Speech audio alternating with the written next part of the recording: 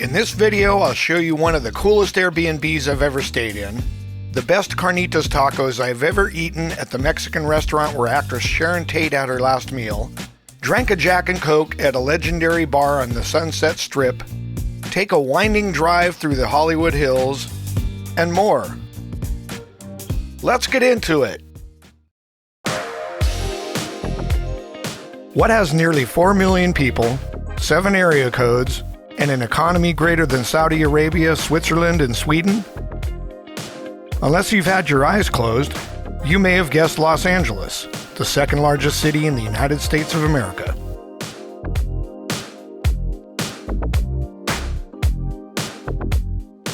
Our Airbnb is located in what I think is referred to as the Mid-Wilshire district. The home is owned by a woman who works in the entertainment industry. In fact, on the morning we checked in, she had an informal meeting on the patio with a young producer who mentioned having an upcoming project in development for Warner Brothers. This elegant converted 1925 church rectory in French Gothic style features original stained glass windows and unusual architecture. The home and beautiful garden create a sense of timelessness and peace in the midst of the city.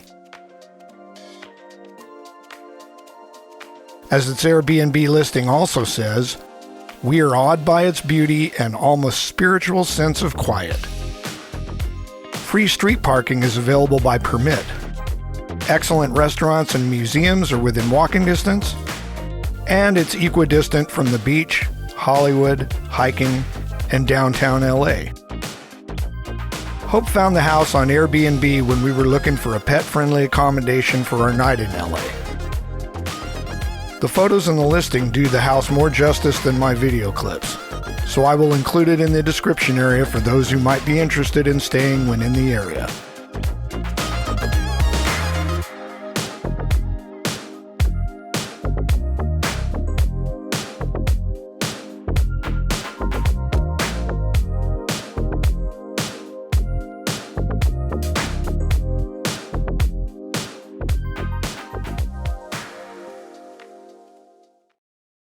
We knew what we wanted for dinner, and that was tacos. El Coyote Cafe opened in 1931 and was originally located on 1st and La Brea. 20 years later, in 1951, it moved to the current location of 7312 Beverly Boulevard. Once a tiny cafe, it now has 8 rooms and a patio, serving an average of 1,000 meals a day, with a seating capacity of 375. Their margaritas were voted the city's best by the LA Times and Los Angeles Magazine. They were the best carnitas tacos I have ever tasted. The meat was so moist and delicious, and their salsas were also amazing. I definitely want to come back another time and try those margaritas. Que rico.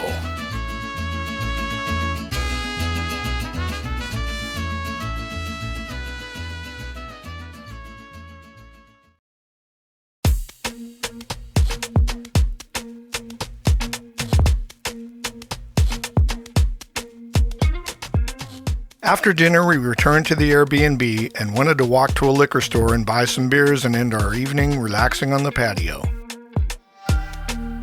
Thanks to all the construction, what we thought would be only a 30-minute walk would be at least twice that.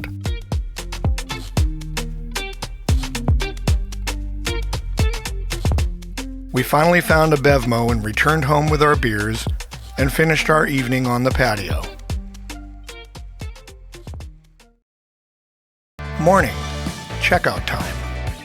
We made a brief stop at the nearby Cafe Willow to get our Java fix.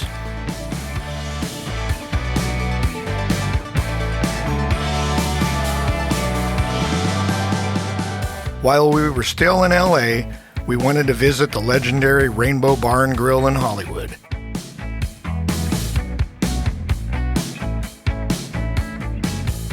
I hadn't been to the Rainbow since 1987. And I knew some things had changed there.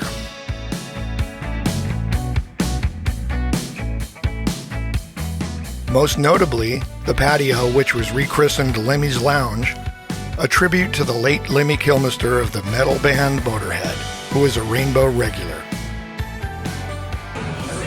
You know, it's been since 1987 since I've last been here at the Rainbow, and a lot has changed, including this.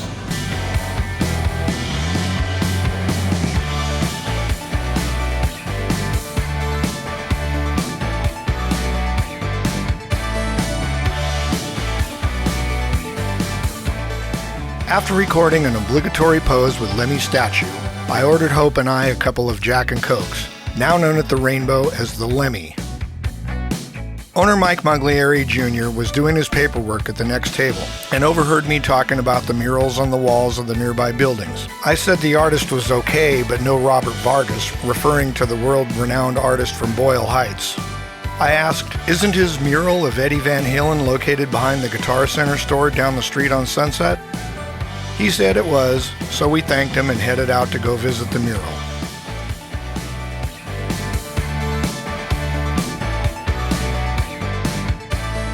It was very cool to see it in person.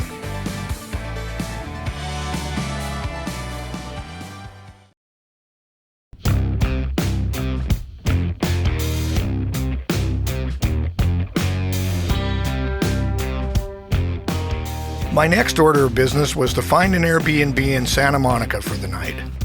I found an old refurbished hotel across the street from the beach and got everything sorted with the host. Now we were free to take a drive into the hills.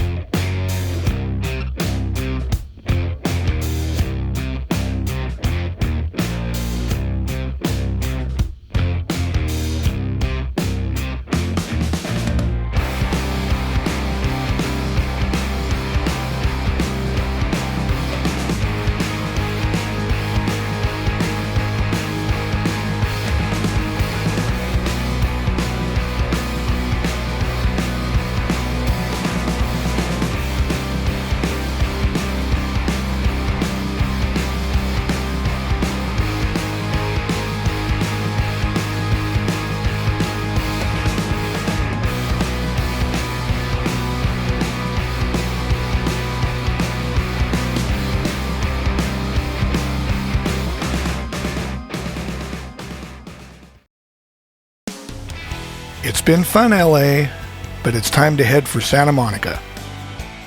We were supposed to get together with a musician-producer friend of mine, but he had his schedule mixed up. Better luck next time. We were also invited to stay the night with my cousin who lives in Encino, but her son, and then also her daughter, came down with COVID, so we decided to move on to Santa Monica next. Here are some previews from next week's episode. If you're enjoying the journey so far, please consider subscribing to this channel to get a notification when our next videos drop. Until next time, Eddie on the go, Hope and ZZ too, out.